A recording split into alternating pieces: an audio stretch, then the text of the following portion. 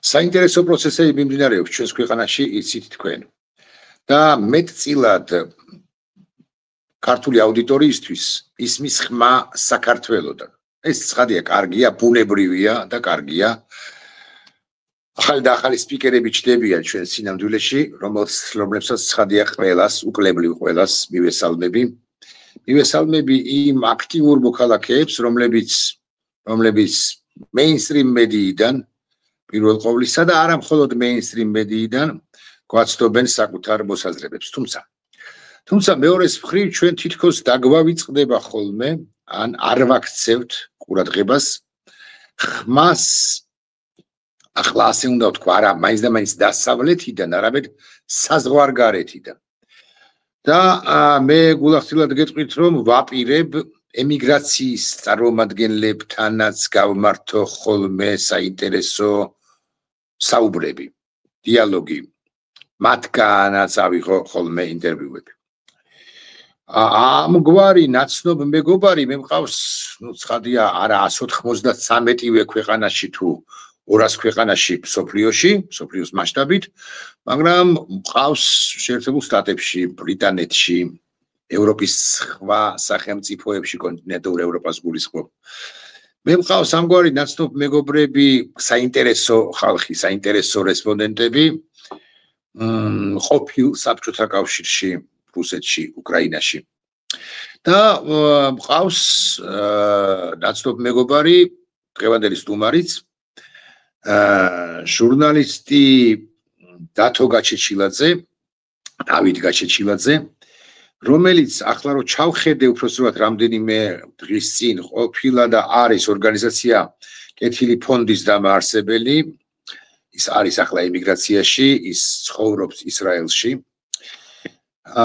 დათო დავით გაჩეჩილაძე ვაისმანი არის ისრაელის პოლიტიკური ტექნოლოგიების განვითარების ცენტრი WISE-ის აღმასრულებელი დირექტორი.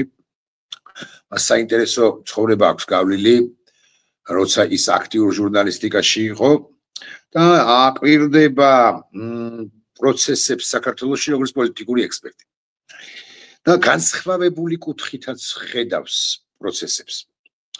მე მივესალმები მას, დათო მოგესალმებით და საინტერესო კადრია, გულახდილად გეტყვით ხო, ამ თემაზეც ვისაუბრებთ.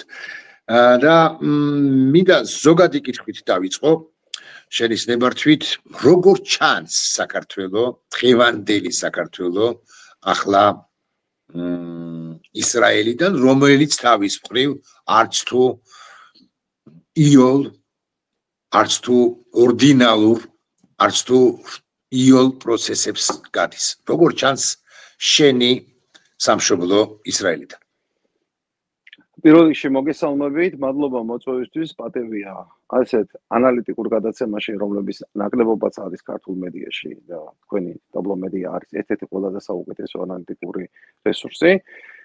მადლობელი ვარ, საშუალება მეძლევა გავაანალიზო, მარტივად რო ვთქვათ და მოკლედ რო ვთქვათ, საქართველოს ჩანს ახლა როგორც ათუხთუხებული ჩაიდანი, რომლიდანაც ბოლი გამოდის. მე დაახლოებით 93-ში თუ 94-ში დავწერე ესეთი პატარა შედარება, რომ ქართველები ყველაზე კარგიერი ვართო და ყველაზე ცუდი ვართო. გახსოვთ ის პერიოდი იყო, როცა დაპირისპირება ხდებოდა, ანუ ატომიზაცია ხდებოდა საზოგადოებაში, მაშინ გაჩნდა ფენომენი, რომ ჩვენ ვართ ყველაზე ცუდიერი და მანამდე იყო, რომ რაც კარგები ვართ, ქართველები ვართ. და სინამდვილეში არც ერთი არის მართალი და არც მეორე.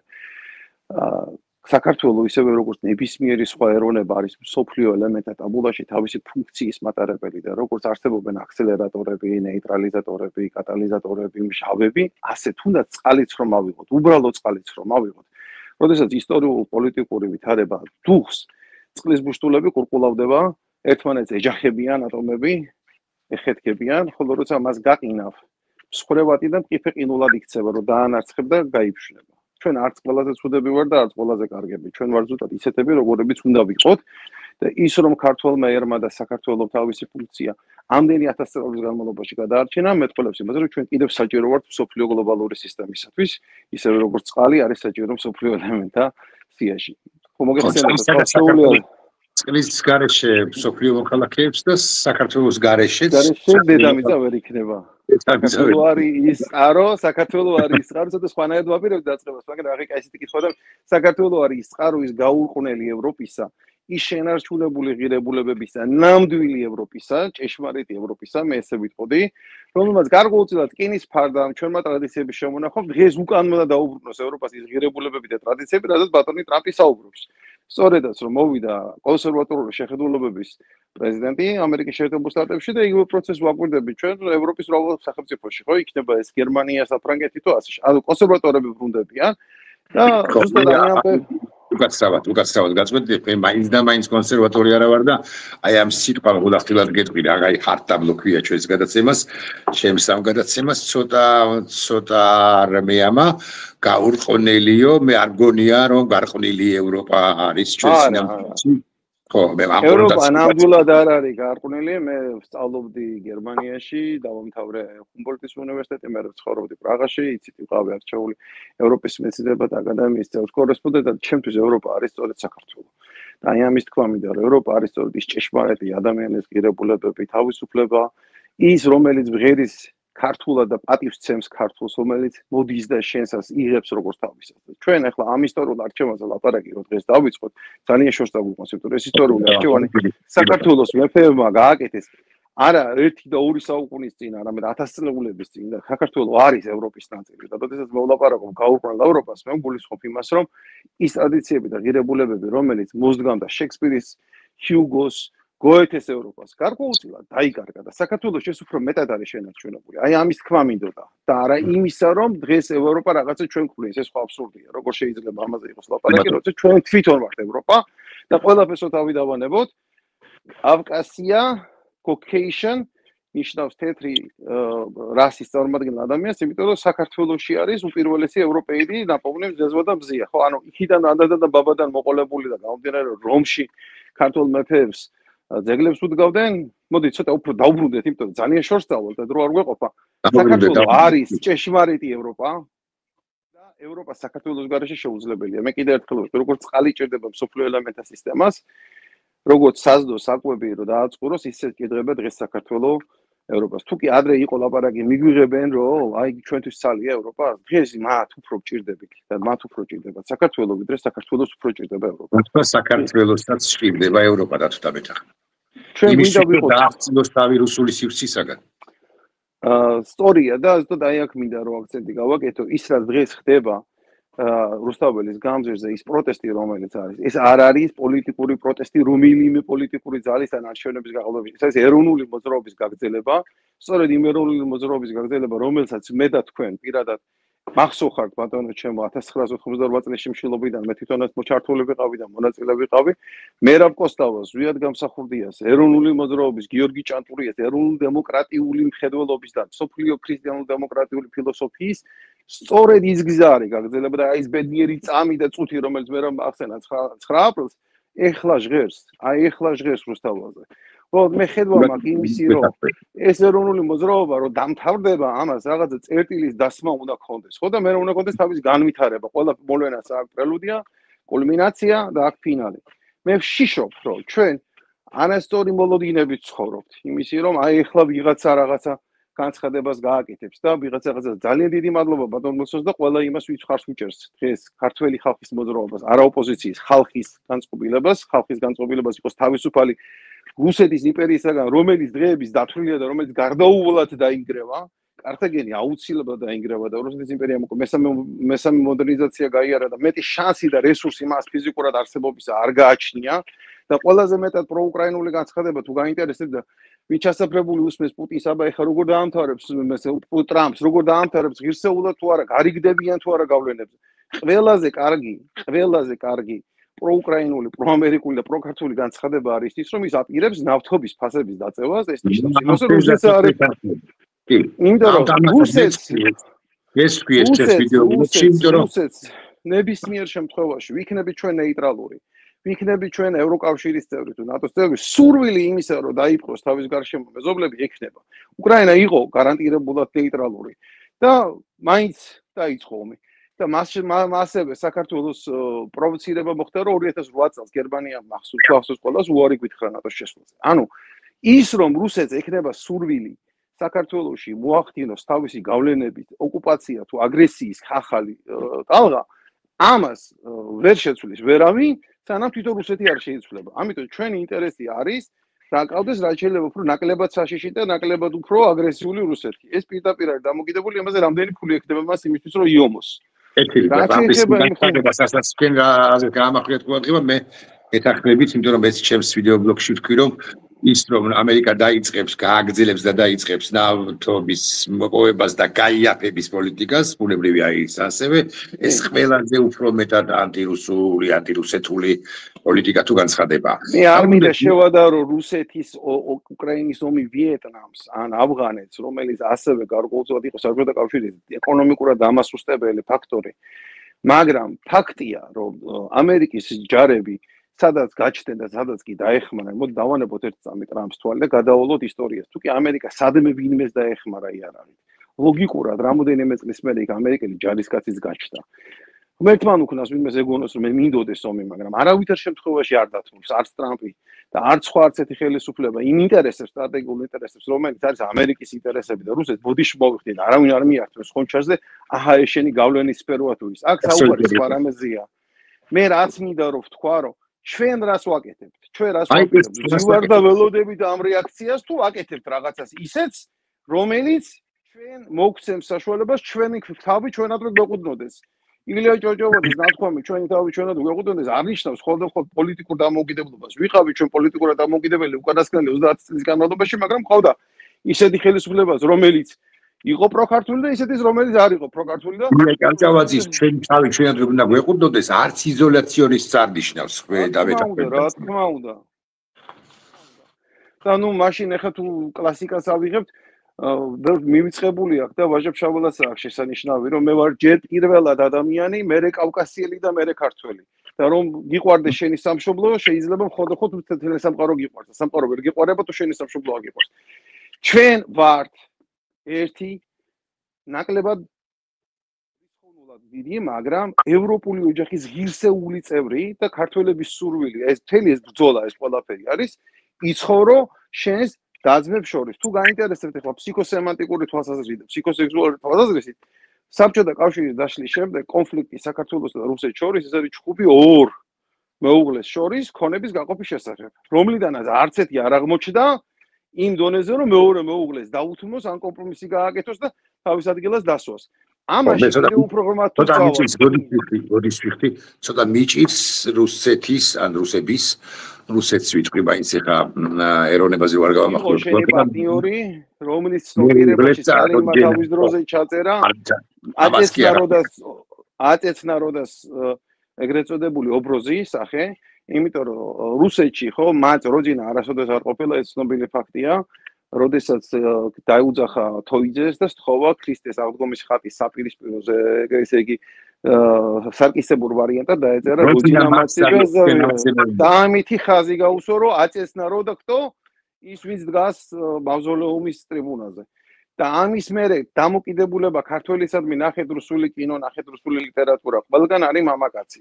ქართულ ფილმში თქვენ რუს მამაკაცის ვერ ნახავთ, ყველგან არის ქალი. ერთადერთი გამონაკლისელი დათა თუთაშხია, სადაც იმპერიის წარმომადგენელი გრაფის ეგედი, ეროვნებით არა რუსი არის გამოყვანილი. და არა, დანარჩენგან ყველგან არის ქალი და ჩვენც მათ დაანებეთ ფილმებს თავით ლიტერატურაში, ფსიქოსემანტიკაში, იუმორში, ყველგან ქართველი არის ობროზ მუშინი. მასკულინი მე სცენია, მე ამაზე არ მიკლევია და ამაზე სიღვისეული ცოდნა არ მაქვს, მაგრამ მე მსმენია იმის თაობაზე, გეთახმებით აბსოლუტურად, რომ საქართველო არ ქართველი იყო მასკულინი და ძალიან კარგი რჩევა.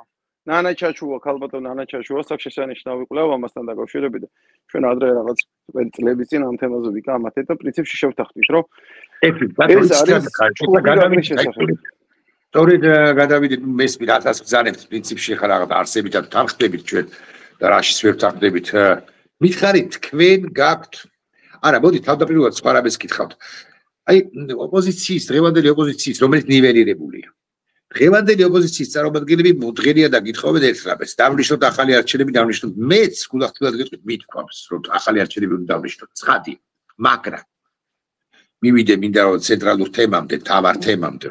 ეს მივიდე. რა აზრი აქვს ამ ახალ არჩევნებს? არა მხოლოდ იმიტომ, რომ ცუდი ცენტრალური საარჩევნო კომისია ყავს, არა მხოლოდ იმიტომ, რომ ცუდი საარჩევნო გარემოა. ხო, სისტემაა ცუდი საარჩევნო. არა, თვითონ ფილოსოფიურად როგორ აქვს გააზრებული ქართულ დღევანდელ საზოგადოებას და განსაკუთრებით პოლიტიკურ სპექტრს არჩევნები როგორც ასეთი. თუ არჩევნებს ჩვენ არ გავიაზრეთ ფილოსოფიურად, ამ არჩევნებს, ჩემი აზრით, ყოველთვის გაგიყალბებს დღეს ქართული ოცნება. ხვალ რაღაც რომელიმე სახელმწიფო დავასახელოთ. ნიკარაგუის ოცნება, ვენესუელის ოცნება, ხო, პირობითად, ხო, ეხლა რომელიმე ხვალ რუსული ოცნება. თუმცა ქართული და რუსული ოცნება ტოლობის ნიშანია ამ ერთ ეგრევია, ისაც გიბრიდული ომი რუსული სპეცსამსახურების. რა თქმა. ხო. და სამწუხაროდ ქართული ოცნება არ არის უკანასკნელი გეგმა რუსეთის იმპერიის გიბრიდული ომის არსენალში და მე ვფიქრობ, რომ საკმარისად ტვინი უნდა თვალები გავაფხიზლოთ.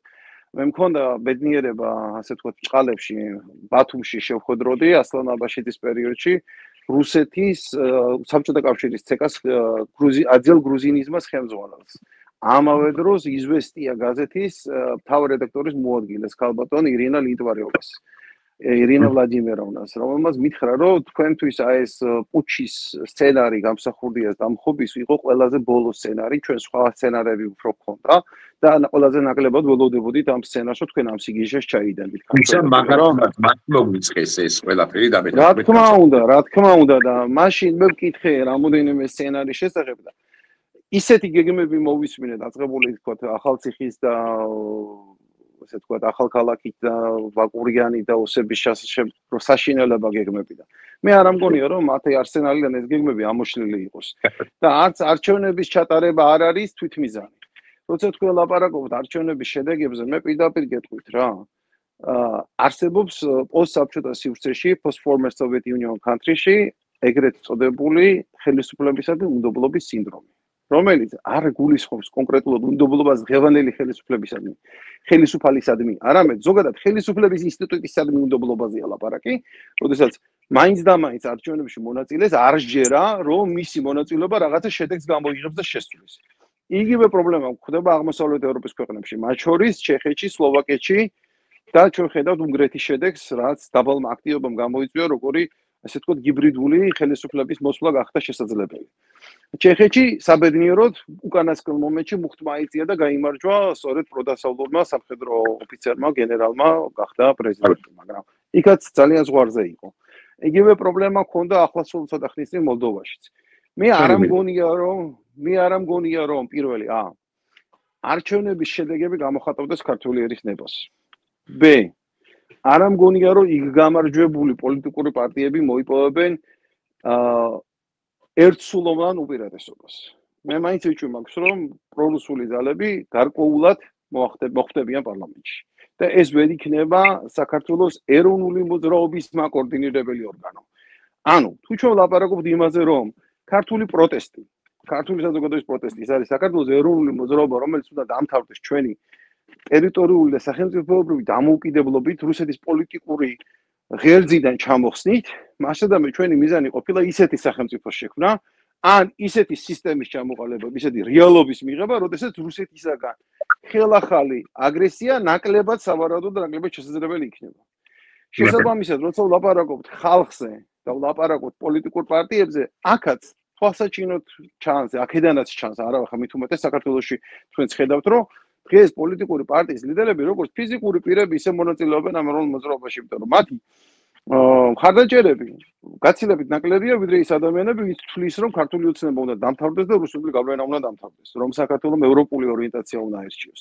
როცა ვლაპარაკობთ ევროპულ ორიენტაციაზე, კიდევ ერთხელ ხაზს უსვამ ქართული პროიბერიული ორიენტაცია. ჩვენ მოდი ეს სიტყვა დავნერგოთ, იმიტომ რომ ხო არის რომ შვილიშვილს ხშირად ვარქმევთ ბაბუის სახელს, ხო? ხო და იბერია არის ევროპული სახელმწიფო, ჩემო კარგო. კიდე ფრანგულ ხელზე ნახე და კიდე იმაზე ნახე. ხა თუ საქართველოს გრუზია ასოცირდება რაღაცა საბჭოთა წარსულთან, გურჯისტანი რაღაცა ოსმალურ თურქულ პერიოდთან, არსებობს სიტყვა იბერია, რომელიც არის წმინდა პროვინცია ევროპული სახელმწიფო. იბერიული ორიენტაცია. ერთი წუთი. ახლა ვიდრე აქამდე მივალთ, ხო? არჩევნებთან დაკავშირებით. დიახ. გასულ არჩევნებში, რომლებსაც არჩევნებს ვერც უწოდებთ. დარეგისტრირდა დაახლოებით პლუს-მინუს 100,000 ამომრჩეველი უცხოეთში. საქართველოს საზღვრებს გარეთ. მიზეზთა გამო და აქ ცხადია ხელისუფლებად წოდებული ბანდის საკმარობასთან გვაქვს საქმე. არ მინდა შემეშალოს, მაგრამ მიიღო მონაწილეობა არასრულმა 40,000, მაგრამ კარგად არ მესმის. მე მაქვს ცხოვრობ ამსტერდამში, ვაშინგტონში, შეერთებულ შტატებში ზოგადად. ბრუკლინში ცხოვრობს მარტო 500,000 ქართველი. სადა? ბრუკლინში. ხო, ნუ ახლა ეს ძალიან წარმოუდგენელი რიცხვი მგონია, მაგრამ ოკეი, ბევრი მოდი ესე ვთქვა. მე ვარ ჩიკაგოში.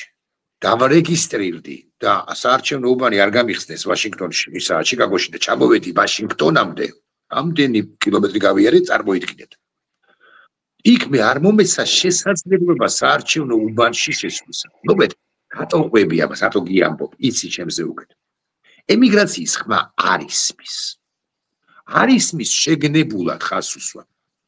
იმიტომ რომ საქართველოს დე-ფაქტო ხელისუფლება ყველაფერს აკეთებს იმისთვის, რომ ინდივიდებმა შიკაგოდან ვიდრე შანჰაიმდე, ხო? არაფერი არ თქვა. ან მათი ხმა იყოს დაბალი. მინიმალური. ერთ-ერთი მიზეზი გულახდილად გეტყვით შენი მოწვევისა იყო ისიც და არის ისიც, რომ შენით დავიწყოთ და მერე უკვე მივმართოთ ჩემს მეგობრებს ნაცნობებს და არა მხოლოდ მეგობრებს ნაცნობებს. არ არის ახლა ჩემი ურთიერთობები მნიშვნელოვანი შესაძლო რესპონდენტებთან. მივმართო და ვკითხო ხალხს თქვენ რას ფიქრობთ. აი ახლა გეკითხები შენ რას ფიქრობ შენ და მე გავეცანებ სოფლიო ქართული კონგრესის არჩევის შესახებაც გაქვს რაღაც მოსაზრებები, რომლებიც მე კარგად ვერ გავიგე და არა მარტო მე, არამედ მაყურებელს აუხსენე, აი ბოდიში ასე მომართოს შესაძლებლობისთვის, დიახ. 2016 წელს, როდესაც ჯერ კიდევ ცხოვრობდი პრაღაში, შევქმენი მეგობრებთან ერთად საინიციატივო ჯგუფი სოფლიო ქართული კონგრესისა. რას გვაძლევს ეს სოფლიო კონგრესი და რას ნიშნავს? ანალოგია არსებობს ებრაელთა სოფლიო კონგრესი, რომლის წევრებიც მიუხედავად იმისა, ვინ არის ხელისუფლებაში, უმრავლესობაში, ვინ არის კნესეთში, უმრავლესობაში, ანუ უმცირესობაში, გამოთქვამი თავია. ეს არის სამოქალაქო კონტროლის, public cities გამჭვირვალობისა და მონიტორინგის ინსტრუმენტი, სადაც ქართულ ხალხს ექნება საშუალება გამოხატოს თავისი საკუთარი მოსაზრება რეფერენდუმზე ან კენჭისყრაზე დააყენოს საკითხები, ჩაატაროს პლებისციტები, მაგალითად, უნდა აშენდეს თუ არა ესა თუ ის ჰესი, ან უნდა გაკეთდეს თუ არა ამა თუ იმ პორტის გადაცემა შესაბამისად ვიღაც. როდესაც მოსახლეობას აქვს პირდაპირი დემოკრატიის გზით და აუხსნი რას ნიშნავს პირდაპირი დემოკრატია, იმიტომ რომ რომში როდესაც მოქალაქეები ირბებოდნენ, ისინი ხელისაწევით გენჯს უყრიდნენ გადაწყვეტილებას.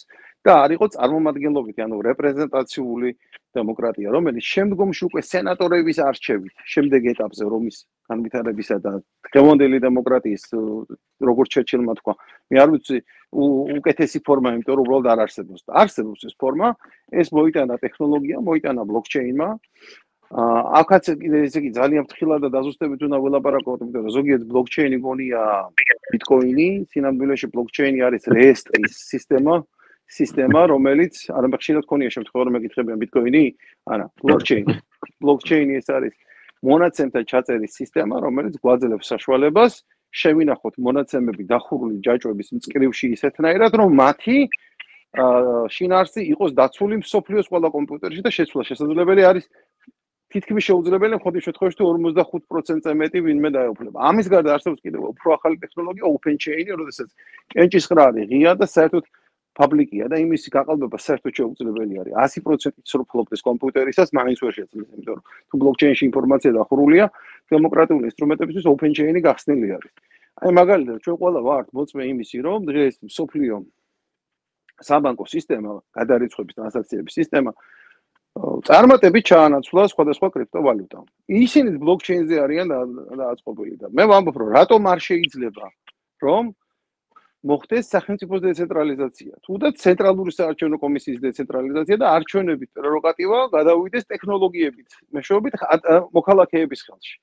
უყურე, ძალიან მარტივი რო იყოს და რთულად რომ არ იყოს გასაგები. ხო, ალბათ ჯობია ესე ვთქვათ.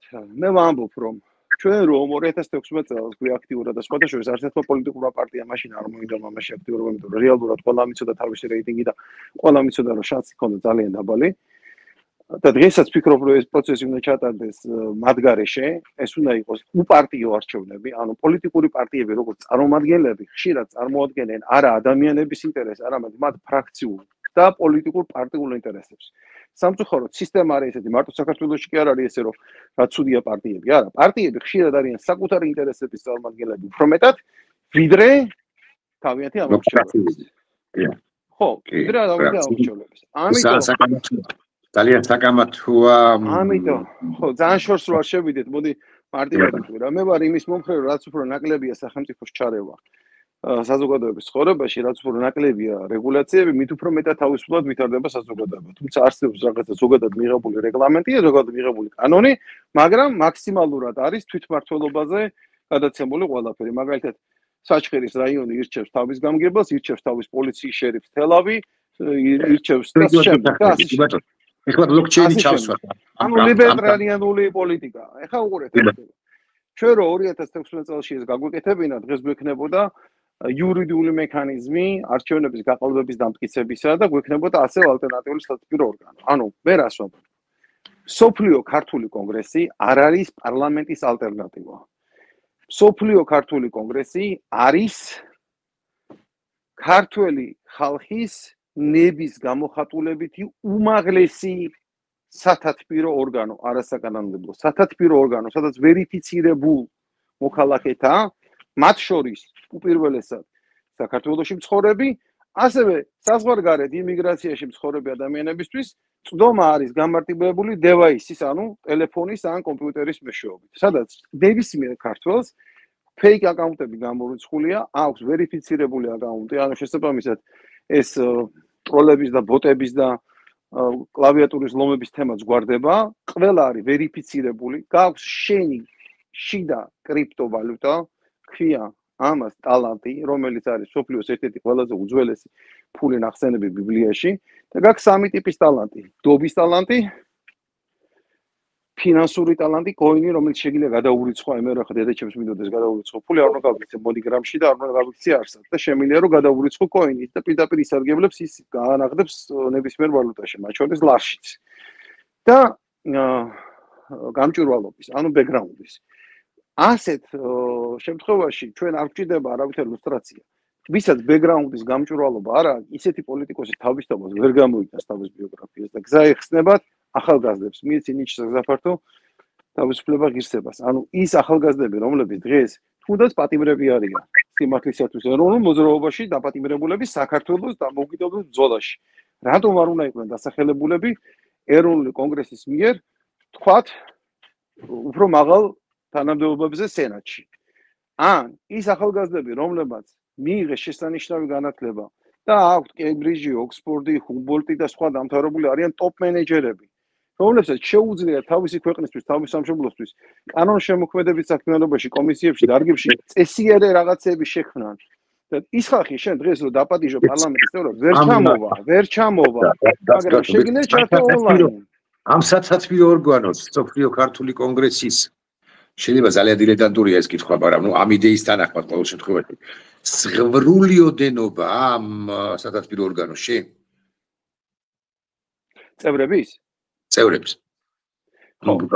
უმაღლესი ორგანოსი მათ ესრე ვიტყვი. წევრების შეიძლება არ არის ზღვრული ოდენობა, მაგრამ უმაღლესი ორგანოსი ხო რაღაც სათათბიროა, რომელშიც თათბირობს რამდენი ადამიანი. შეიძლება 100 ხაზი თათბირობს? ყველა საქართველოს მოქალაქე არის კონგრესის წევრი. კონგრესი საერთოდ ნიშნავს ყრილობას, რომელიც სახალხო ყრილობას, ხო კონგრესი, ეს არის.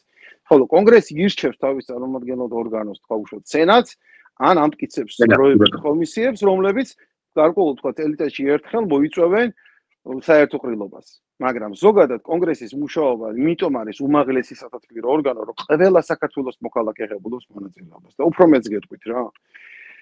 თითოეული ეს როგორც ბიზნეს პროექტიც რო შევხედოთ, ეს არის უმოკლესი გზა საქართველოში უმუშევრობის და სიღარიბის დამთავრებისა. იმიტომ რომ კონგრესი თავის წევრებს გასცემს ვაუჩერს. საქართველოს დაუპრივატიზირებელი სახელმწიფო საკუთრებაში ყოფილი ქონების ეკვივალენტი და დაახლოებით დღევანდელი დღეისათვის 25 წლის 1 იანვრისათვის მოქალაქეების რაოდენობაზე რომ გავხოთ ის თანხა ხო დაახლოებით $100,000 ვაუჩერი გამოდის, რომელიც გაყიდვის უფლება უცხოელზე არ აქვს, მაგრამ გადასხვისების და გადაცემის უფლება აქვს სამართალად. რომ არ მოხდეს ის რაც პრივატიზაცია მოხდა 90-იან წლებში წარმოიდგინე, შენ გაქვს 100,000, შენ მოუღლეს აქვს 100,000 მაგრამ თქვენი და მოდის მეგობარი და გეუბნება აი მე მინდა რომ ბიზნესში ჩავდო და შემოდით და თქვენ შედიხართ ამ ბიზნესში და რჩებით ინვესტორები. პირველი გზა დავამარცხოთ სიღარიბე, რაც გააკეთა გერმანიის ფედერაციულმა რესპუბლიკამ GDR-ის დემოკრატიულ რესპუბლიკაში და დაურიგა ამ ხალხს ფული. დავარიგოთ ეს ქონება, ყველა საქართველოს მოქალაქე გახდება $100,000 ეკვივალენტის ღირებულების ეს ნამდვილია რომ $100,000 საიდან არა 60. დაახლოებით 108,000-მდე ადის, მაგრამ მე საშუალოდ გარეგულირებულს ვიძახი, იმიტომ რომ კლებადობა არის, ხო, მოსახლეობის მატებაა, შობადობა. იმ მომენტისთვის, რა მომენტისთვისაც იქნება მიღებული გადაწყვეტილება საერთო სახალხო კრების მიერ, კიდევ ერთხელ დაითვლება იმ დროისთვის დაბადებული მოქალაქეები ვინ არიან და მათ შორის მოხდება განაწილება. ძალიან საინტერესო რაღაცა ხდება, რომ როგორც კი შენ გიჩნდება 100,000-ის ეკონომიკური საკუთრება, შესაბამისად შეგიძლია გაერთიანდეს სხვასთან, მოიზიდო შენი მეზობლის, მეგობრის, ახლობლის და რაღაცა ბიზნესი შექმნა. ანუ ის ტყეები, ის ზღვები, ის დინარეები და ის მიდორველი, რომელიც დღეს არის მოუღლელი, ხდება კერძო და ყველას უჩნდება უკვე საშუალება ეკონომიკური საქმიანობის წარმოებისა და თვითონ არა განათლება და არ შეუძლია სხვას ვისაც გადააბარებს, მასთან ის რჩება როგორც მიმდობი. ანუ გაყიდვის უფლების გარეშეა. მიხდი, ისე რომ არ მოხდეს რომ მოდი მაყურებელს მაინც გამომართე. ანუ კი ახსენე ხაზგასმით ვამბობ ამას, მაგრამ მოდი უფრო მკაფიოდ თქვათ. კონგრესი, შესაბამისად სენატის ის არ იჭრება საკანონმდებლო ორგანოს უფლებამოსილებაში.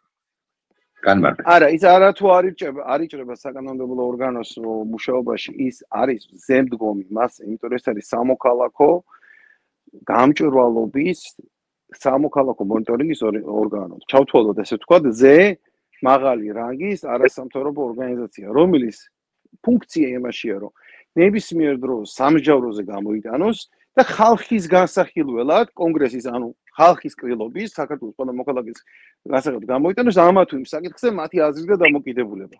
მას ყავს თავისი კომისიები, ყავს შესაბამისი ჯგუფები, რომლებშიც მუშაობენ ონლაინ მთელი მსოფლიოდან საუკეთესო სპეციალისტები, მათ შორის ჩვენი ემიგრანტი ბავშვები და სტუდენტები, რომლებიც უკვე ტოპ-მენეჯერების გახდნენ და ზოგი პროფესორია.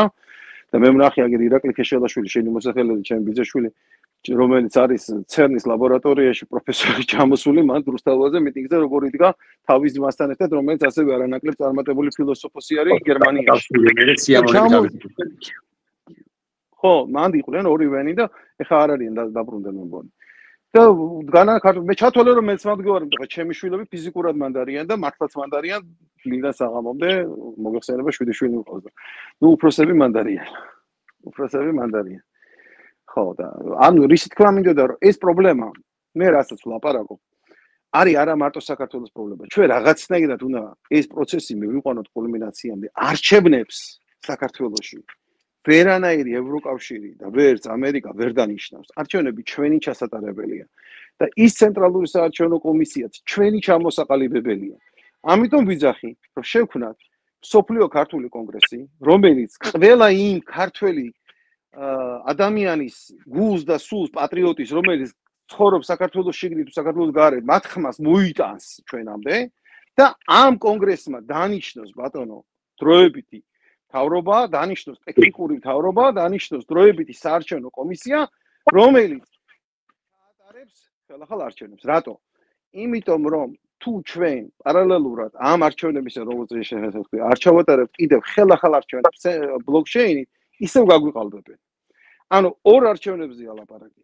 ერთი კონგრესის მიერ სენატში არჩევა ხალხის პარტიული ნიშნის გარეშე და მეორე ის რაც არის საქართველოს კონსტიტუციის და კანონმდებლობით გათვალისწინებული God bless you ის რაც არის გათვალისწინებული იმითი რა ქვია საქართველოს კანონმდებლობით და კონსტიტუციით გათვალისწინებული იმ ტიპის არჩევნების ჩატარება რომელიც ჩვენ გვაქვს რაც შეეხება მომავალს, მე ბოდიში ვიხდი.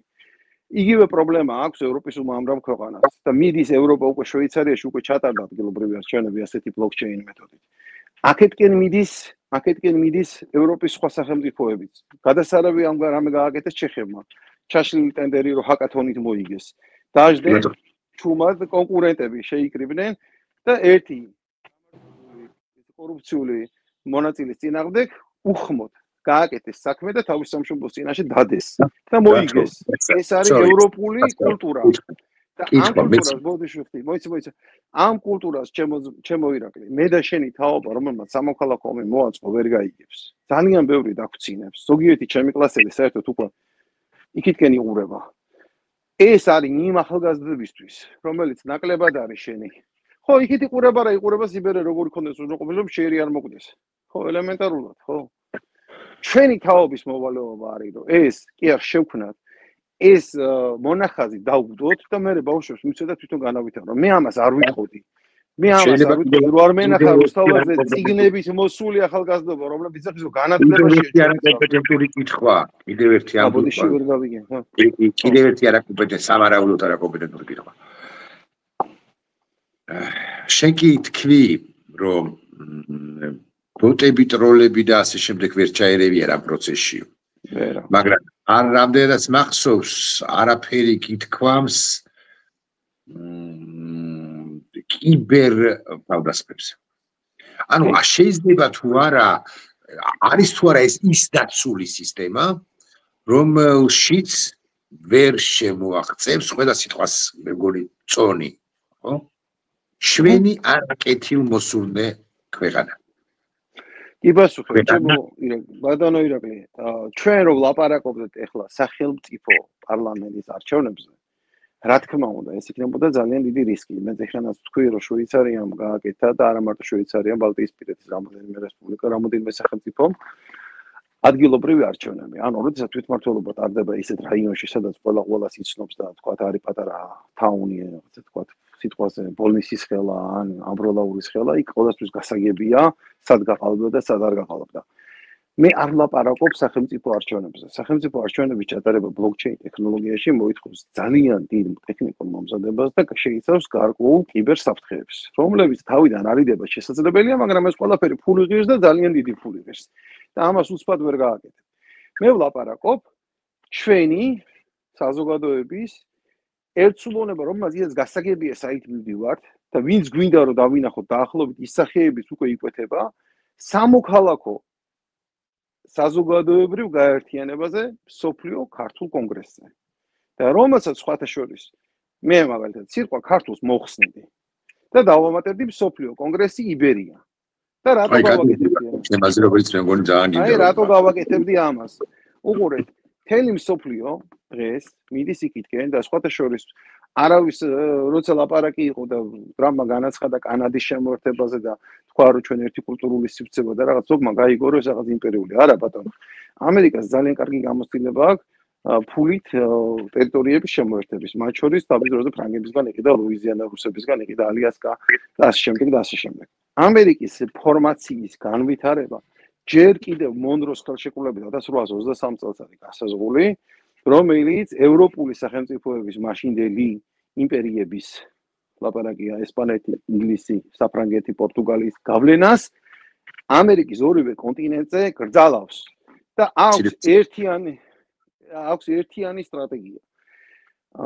ალბათ იცით რომ ფორმალურად კანადაზე დღემდე გენერალ-გუბერნატორი ყავს. ეს ამბობთ გასაგებია რომ ინგლისის იმპერიის ნარჩენები. ამერიკა არის ის სახელმწიფო, რომელმაც ჯერ კანადა არ შედის გაერთიანებულ სამეფოში, ეს თქვა, ხო? არ შედის, ხო, მაგრამ ფორმალურად ყავს გენერალ-გუბერნატორი, კი ბატონო. თავის პარლამენტი ყავს თავის. დღესდღეობით მთელი მსოფლიო მიდის იქითკენ და სხვათა შორის ეს ახალი ამბავი არის თუ არა თქვენ ვისწავლეთ, მაგრამ ჩრდილოეთ ამერიკის ერთიან სახელმწიფოდ ჩამოყალიბების გეგმა გააჩნდა ჯერ კიდევ ილონ მასკის ბაბუას, რომელსაც როგორც ამბობენ ყველაზე მეტად გავს, ისიც გამომგონებელი იყო და ისიც თვითმფრინავის გამოცდის დროს დაიღუპა და სწორედ იქიდან მოდის და ეს არის სწორედ ბატონო ილონ მასკის ბრალია ეს ყველაფერი. ეს ნახევარი. მე მგონი რომ ეს იდეა საერთოდ ილონმა მოიტანა ტრამპამდე და ტრამპსაც ძალიან მოწონს. ლიდერის არ არის ამერიკის მოქალაქე, ის არ არის. არა, გაწოდებული ბოლომდე მოეწოდება, არა, ნუ ხა ვინმე რომელმა პირველმა უთხრა ეს იდი არ ვიცი, მაგრამ ფაქტია რომ ორივეს მოწონს, მაგრამ თუ შეიქმნება ახალი სახელმწიფოებრივი გაერთიანება, მაშინ იყოს თავისუფლად შეუძლია იყოს ჩრდილოეთ ამერიკის ეგრეთ წოდებული ატლანტიკის სახელმწიფოს ხაზი გაუსვით და დააფიქსირეთ ჩრდილოატლანტიკური ალიანსი, ანუ ატლანტიკის სახელმწიფოს, რომელსაც მათ შორის არქტიკაზეც აქვს გავსვლა, ატლანტიკის სახელმწიფოს, ხო, ლიდერი დაუშვათ. თუ რატომაც არა, why not, ხო? მე ვამბობ, რატომაც არა, მე გეტყვი, რატომ არ შეიძლება გახდეს ახალი სახელმწიფოს ლიდერი, კაცო? არა, რატო არ შეიძლება გახდეს კაცო. მე მუშავ გონია რომ შეიძლება ამერიკის მომავალი პრეზიდენტის გახდეს. ძალიან კრეატიული პიროვნებაა და ძალიან ბევრ ამას ცოტაზე მეტად საშიშიც, მაგრამ ეხლა ამ თემაზე აღარ ჩავუღმავდეთ. იცი რა მე ტექნოლოგიების არ მეშინია, მე მეშინია ვის ხელში აღმოჩნდება ტექნოლოგიები, თორე თავისთავად ცალსახელებული ხელოვნური ინტელექტი სულ არ არის საშიში ისევე როგორც ელექტრონი ან ინტერნეტი. და ეს გახსოვს ხო, თქმავალი რომ გამოჩნდა ხალხს მაშინაზე შინოდა. გააშინია ვის ხელში იქნება და ვინ მართავს. აი ზუსტად აქ მოვედით. მე მინდა რომ დღეს ქართულმა ხალხმა დავინახოთ მომავლის ტექნოლოგიების ჭრილში. ჩვენ რა გაგვაჩნია? ზოგს აქ ნავთობი, ზოგს ჩვენ გვაქვს უზარმაზარი ინტელექტუალური რესურსი და ჩვენ გვყავს ეროვნულად ჯამრთელი და სახელმწიფოებრივად მოაზროვნე ახალგაზრდობა.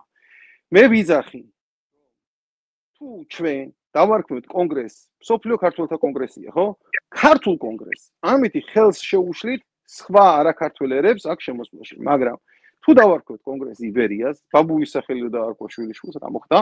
ჩემმა შვილმა დაარქვა ბაბუო, ჩემის მამის სახელი ძალიანაც ლამაზი და კარგი სახელი, 4 შეშილაძე.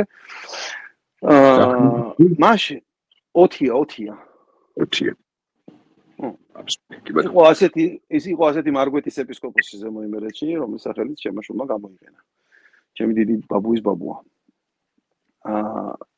პატივისცემა შვილს და დიდი ბაბუის ბაბუასაც ცხადია. ამინ, ეს წვეთი ჯაჭვი უნდა იყოს, მუდმივი ისტორიული. ხო და მე მინდოდა რომ მეთქვა რომ ისე იგი ჩვენ იბერია. ხო. ჩვენ ყავს შესანიშნავი ახალგაზრდობა, რომელიც წიგნებით ხელში მოვიდა, აზუსხია აწყეს წიგნებით და ამბობენ რომ ჩვენი ძალა განათლებაში, განსხვავებით იმ ხელისუფლებისგან და იმ ვითომ პრეზიდენტისგან, რომელსაც განათლების დეფიციტი აქვს. ჩვენ შეგვიძლია ბავშვებო ჩემო შვილებო, ჩემო ახალგაზრდებო, შევქმნათ ეს მსოფლიო კონგრესი, გავაკეთოთ სათათბირო ორგანო და კლავიატურიდან უბრძანოთ ნებისმიერ ხელისუფლებას ჩვენი ნება. ელემენტარულად, პირველი, გამორიცხული იქნება სამომავლოდ ვინმე მოახდინოს ხელისუფლების უზურპაცია იქნება ეს ოლიგარქია თუ იქნება რომელიმე კლანის დიქტატურა. იმიტომ რომ მართვის მექანიზმი იქნება ჩვენს ხელში. მეორე, ძალიან წუხوار, მაგრამ რუსეთის ჰიბრიდული ომის გეგმებში შეიძლება სხვა გეგმაც იყოს და მათ შორის ტერიტორიულად და ფიზიკურად საქართველოს დაპყრობაც იყოს. და ასეთ შემთხვევაში ჩვენ პროტესტის და თავისუფლად გამოსვლის საშუალება არ გვექნება. და აი ეს მექანიზმი სანამდროა გქონდეს, რომ როგორც ემიგრაციაში ყოფნა მთავრობამ მაშინ საქართველოში დატოვა და უბრძოლოდ გაიქცა, ესე კი არ წავიდეთ, ჩვენ ბრძოლის არენა გქონდეს და გქონდეს ეს მსოფლიო ბლოკჩეინ ტექნოლოგიით, ჩვენი ქართული ხალხის ნების გამოხატვის საშუალება. იგულისხმებიან, მათ შორის ერთ ფიგური უმრავლესობის წარმომადგენლებიც. მათ შორის, ხო, მე მაგალითად, სათათბირო ორგანოში, სათათბირო ხმისუფლებით შემოვიყვანდი აფხაზეთში მცხოვრებ, მუდმივად მცხოვრებ ყველა პირს. აბსოლუტურად სამოჩაბლოს ტერიტორია. რატო? თუ ადამიანი ცხოვრობს აფხაზეთში და მას აქვს სურვილი, რომ საქართველოს შიდა მოწყობაში მიიღოს მონაწილეობა, ის თავისთავად ფიქრობს ამ ქვეყანაზე და უნდა რომ იყოს ჩართული ამ ქვეყნის ცხოვრებაში და რატომაც არა. ხო შეგვიძლია რომ ელემენტარულად რატო? გავაერთიანოთ საქართველოს, აქედან დავიწყოთ და უფრო მეც გეტყვით, რუსეთის ჩამოშლის პროცესი გაგრძელდება. და როგორც დონბასში ჩატარდა და თავის დროზე უფრო ადრე ყირიმში ჩატარდა რეფერენდუმი რუსეთთან მიერთების, ესეთი რეფერენდუმები რუსეთის ტერიტორიაზე ჩატარდება და მიწების რაოდენობა იქნება ეს სხვადასხვა ოლქები უკრაინას შეუერთდება. და მე გეისმოთ კითხვას. ჩვენს მეზობლებს რას მეუბნებით? ან ჩეჩნებს, ან ყაბარდოელებს, ან დაღესტნელებს, რომლებიც ერთშვენიერ დღეს რო აღმოჩნდნენ რუსეთის ცენტრისგან ჩამოშლილი ეკონომიკური ურთიერთობების გარეშე, სად მიდიან ეს ხალხი? ამიტომ ვამბობ, შექმნათ იბერია, საქართველოს მოსახლეობა იყოს დამაარსებელი ამ მსოფლიო კონგრესისა და დავიწყოთ ლაპარაკი. კონგრესი ხო არ არის სახელმწიფო. დავიწყოთ ლაპარაკი ჩვენს მეზობელ ქვეყნებთან. შენ ტოპონიმიკის შესვლას კი არ აპირებ ქვეყნის, არამედ კონგრესის სახელწოდებაა იბერია. კი ბატონო. კონგრესის იბერია და თუ კი შემდგომში ისე მოხდება ისტორიული გარემოებები, რომ დაარსდება სახელმწიფო იბერია მომავალში, საქართველოს იქნება მისი ერთ-ერთი სრულუფლებიანი წევრი და დედა არსი და დედა ბოძი დამაარსებელი ამის. კიდევ უფრო შორს წავიყვანს დათვალ ერთი გადაცემა. მან ჯერ ადრეა. მე საუბრობ იმაზე, რომ ჩვენ დავიწყოთ საუბარი ჩვენს მეგობრებთან და მეზობლებთან. დავიწყოთ საუბარი ერთმანეთთან. ავაკეთოთ მსოფლიო ქართული კონგრესი. უამრავი საკამათო რამ. შენ თქვი უამრავი საკამათო რამ, გულახდილად გეტყვი, რომ არა, ეხლა არა, კონგრესის გვერდებზე. 45 წუთი რას აკეთებ? უშუალოდ შენ, ეს არის ძალიან კარგი. მე ვარაუდობ, რომ მაყურებლისთვის საინტერესო ინტერვიუ გამოვიდა. მე მოგცემ კიდევ 2-3 წუთს იმისთვის, რომ შენი ბოლო სიტყვა თქვა ამ ინტერვიუს ფარგლებში, მაგრამ მანამდე ესეთი კითხვა, რას აკეთებ იმისთვის, რომ აი ამ შენ იდეას კონგრესი იბერიას იდეას შეესხას ხორცი. როლიქში ვცდილობ მასმედიის ყურადღების მიქცევას და მეორე და მთავარი რა.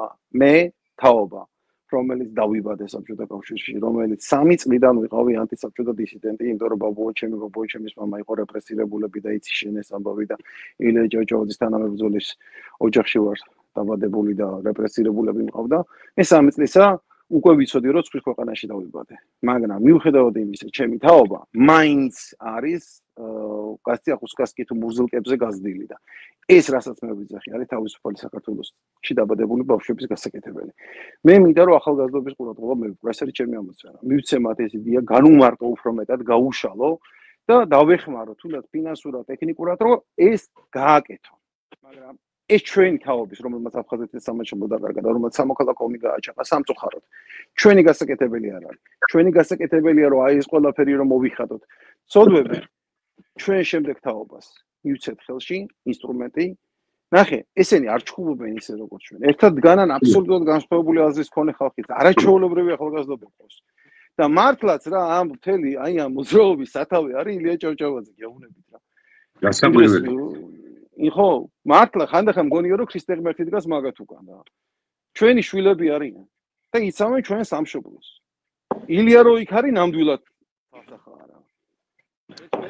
ამ შეიძლება მებარება და მეც მან დავარ ეხლა სხვაგან კი არა ხა შეიძლება ფიზიკურად სხვაგან მიყოს მე ცხოვრობდი მან დავარ და შვილებო ნუ ველოდებით როდესაც ვიღაცა პრეზიდენტი ვიღაცა პარლამენტი ვიღაცა რაღაცას მიიღო ჩვენ გავაკეთოთ შემოვყალიბოთ ჩვენი კონგრესი უხმოთ ლამაზად როგორც თქვენ ჩვევიათ ვირტუალურ სფეროში სამყაროში და ავირჩიოთ დროებითი ტექნიკური მთავრობა რომელიც დანიშნავს არჩევნებს და ჩავატაროთ ეს არჩევნები და პარალელურად ეს არჩევნები დავიწყვალოთ კიდე ბლოკჩეინში რომ არ გაგვიყალბოთ ორივე ჩავატაროთ და ნახოთ მე სიაჯობებს დათო ძალიან დიდი მადლობა მე მგონი რომ ამოვწურეთ ხო თუ გაქვს საქმე იყოს მონოლოგის რეჟიმი კიდე 2-3 წუთი და მე დაგებშინოები და მადლობას გადაგიხდი მე ვარაუდობ რომ მაყურებელს ძალიან დაინტერესებს შენი აღარ იყოს შური ბოღმა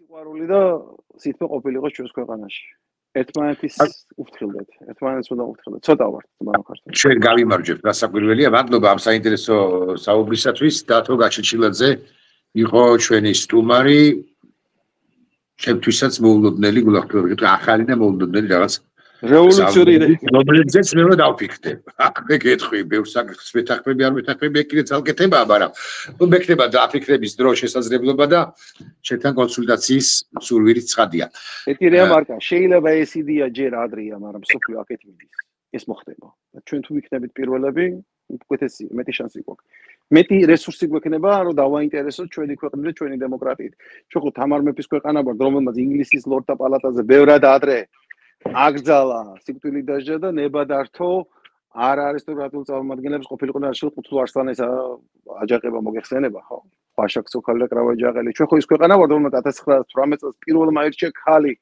წარმომადგენელი და რატო არ უნდა ვიყოთ პირველები ბლოკჩეინში მით უმეტე სახელმწიფოს არ ვცვლი ვიძახი რომ ჩვენი სამოქალაქო საზოგადოება ვიყოთ ერთიან კრებაში წარმოდგენილი და ამითი ვაჩვენოთ ნებისმიერ ხელისუფლებას რომელიც არ უნდა იყოს აი დღეს ხო ვიღაცას არ მოწონს არა ბოდიშვილი და იძახის რომ მე მიშისტი არა ვარ ნაციონალისტი არა ვარ ის არა ვარ ხახნო ვერავინ ვეღარ აიღებს ხელისუფლებას მონოპოლიას იმიტომ რომ ჩვენ ხელში იქნება გესმით პირდაპირ დემოკრატიის გზით თითოეული მოქალაქე გააკონტროლებს თავის ნებას. ეს არის დაცულობა. ხალხის ხელშია, ჩვენი თავი, ჩვენად გვეყუდნოდეს ეს არის, მეტი კი არაფერი. ველოდები ახალგაზრდების აქტივობას მაქსიმალურად და სხვა მედიებსაც